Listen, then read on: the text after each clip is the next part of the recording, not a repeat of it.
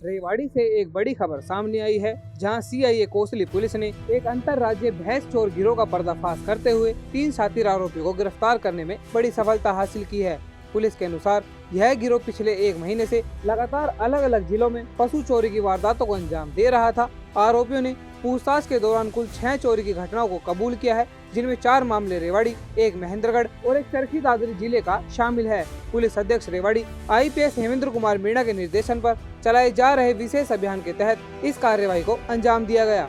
मामले का खुलासा डीएसपी बावल सुरेंद्र शिवरान ने प्रेस वार्ता के दौरान किया। उन्होंने बताया कि 12 जुलाई को गांव रोढ़ाई के किसान राम किशोर ने शिकायत दर्ज कराई थी कि देर रात अज्ञात चोर उनके प्लाट का ताला तोड़कर 1 भैंस और 1 कटिया चोरी कर ले गए थे। शिकायत के बाद मामले की जांच सीआईए कोसली को सौंपी गई। जांच के दौरान पुलिस ने मुखबिरों की सूचना और तकनीकी साक्ष्यों के आधार पर पहले 2 आरोपियों को गिरफ्तार किया। दोनों से पूछताछ करने के बाद गिरोह के तीसरे सदस्य को उत्तर प्रदेश के बुलंदशहर से गिरफ्तार कर लिया गया। पूछताछ में आरोपियों ने जो खुलासे किए वो बेहद चौंकाने वाले हैं। गिरोह का एक सदस्य गाँव में खुद को भैंस का व्यापारी बताकर घर घर जाता था और पशुओं की जानकारी जुटा लेता था। वहीं उसके साथी लहसुन बेचने के बहाने गांव में घूमकर रेकी करते थे। इसके बाद रात के अंधेरे में सभी आरोपी पिकअप वाहन लेकर पहुंचते और भैंसों को चोरी करके उत्तर प्रदेश के पशु मेले में बेच देते थे। पुलिस जांच में यह भी सामने आया है कि आरोपियों के खिलाफ पहले से भी भैंस चोरी के 3 मामले दर्ज हैं। फिलहाल तीनों आरोपियों को पुलिस रिमांड पर लेकर चोरी किए गए पशुओं की बरामदगी और गिरोह के अन्य फरार सदस्यों की तलाश की जा रही है। इस मामले में आज डीएसपी बावल सुरेंद्र शिवरान ने पत्रकारों से बातचीत की। आइए सुनते हैं उन्होंने क्या कुछ कहा। मैं आपके माध्यम से बताना चाहूँगा कि हमारी सीआईए कोसली की टीम ने बहुत ही अच्छा कार्य करते हुए एक अंतर्राज्यीय भैंस चोर गिरोह का पर्दाफाश किया है और इस गिरोह के 3 लोगों को गिरफ्तार करने में सफलता हासिल की है। इसके बैकग्राउंड में मैं जानना चाहूँगा कि 11-12 जुलाई 2026 की रात को रोढ़ाई गांव से एक भैंस और 1 कटिया चोरी हुई थी, जिसकी सूचना पुलिस को मिली और कंसर्न थाना द्वारा तुरंत उसके ऊपर एफआईआर दर्ज की गई। और इस पहले से अंदेशा था कि कोई गिरोह है और इस गिरोह को पकड़ने के लिए सीआईए कोसली की जिम्मेवारी उच्च अधिकारियों द्वारा लगाई गई और उस पर सीआईए कोसली द्वारा मुखबिरों और टेक्निकल जो संसाधन है उनकी मदद लेते हुए इस गिरोह के 3 लोगों को गिरफ्तार करने में सफलता हासिल की है।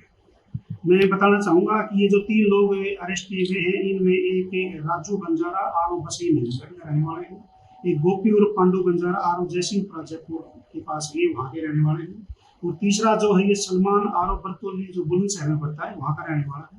इन तीनों को गिरफ्तार करके और ये पुलिस रिमांड के लिए गए हैं और इनसे अब तक पूछताछ की गई है। उसके अनुसार इन्होंने अब तक टोटल पिछले 1 महीने में टोटल 6 वारदातों को कबूल किया है, जिसमें 4 वारदात रेवाड़ी की है, 1 वारदात महेंद्रगढ़ की है और 1 चरखी दादरी की है।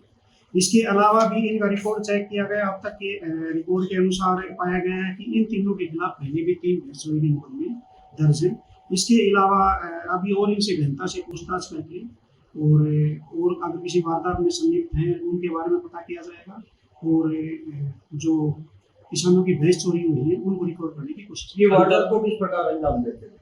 इनका सबसे मेन बात यही है कि आप भी समझते हैं कि किसान के लिए खेती के अलावा जो पशुधन है वो एक बहुत ही इम्पोर्टेंट संसाधन है उसका। अगर उसकी चोरी हो जाए तो एक बहुत बड़ी मार है। तो इस चीज़ को भी हमने गंभीरता से लेते हुए और इस पर काम किया। तो इसमें थोड़ा सा मैं बताना चाहूँगा, आपके माध्यम से पब्लिक को भी बताना चाहूँगा कि किस तरह से इनका तरीका था, उस पर थोड़ा सा पब्लिक भी ध्यान दे। इस तरह की वारदातों को रोका जा सकता है। इसमें क्या था, ये सलमान जो हमने अरेस्ट किया है बरतौली गाँव बुलंदशहर का रहने वाला है, ये भैंस व्यापारी बन के घर घर जाता था और जिस घर में भैंस होती थी उसकी थोड़ी रेकी करता था और वहाँ से मोबाइल में अपनी लोकेशन ले लेता था। उसके बाद ये लोकेशन इसी का सगा भाई है रहीसू, इसके पास भेजता था। रहीसू ये जो 2 लोग हमने और अरेस्ट किए हैं, राजू बंजारा और गोपी उर्फ पांडु बंजारा, इनके पास लोकेशन भेजता था। लोकेशन भेजने के बाद ये दोनों लोग अपनी मोटरसाइकिल पे उस जगह पे जाते थे और उस जगह से आने जाने के रास्तों की रेकी करते थे। उसके बाद जब इनकी पूरी रेकी हो जाती थी, उसके बाद रहीसू अपने 2 अन्य साथियों के साथ पिकअप गाड़ी में आता था। रास्ते में ये दोनों राजू और गोपी भी इनके साथ गाड़ी में बैठते थे और उसके बाद ये घटनास्थल पर जाके वारदात को अंजाम देते थे और उसके बाद यूपी में जो जनरली मेले भरते हैं पशुओं को वहाँ ले जाके भैंसों को बेचते हैं। तो मैं थोड़ा सा किसानों को यही बताना चाहूँगा या जो आम पब्लिक है, ग्रामीण लोग हैं, कि इस तरह के और ये जो दोनों लोग हैं राजू और गोपी, इनका क्या था, ये भी इस बहाने से आते थे। ये अपने साथ में जो है लहसुन लेके आते थे, भाई हम लहसुन बेचते गांव में फिर रहे थे, और उस बहाने से ये वहाँ की रेकी करते थे। और ये जो है सलमान, ये भैंस व्यापारी बन के आता था, रेकी करता था। तो मेरा संदेश यही है कि इस तरह के लोगों से गांव वालों को सावधान रहना चाहिए, और इस तरह का अगर कोई डाउटफुल आदमी उनकी नज़र में आता है तो तुरंत पुलिस को सूचित करना चाहिए। तो आमदनी का इनका यही जरिया है। हाँ। ठीक है सर।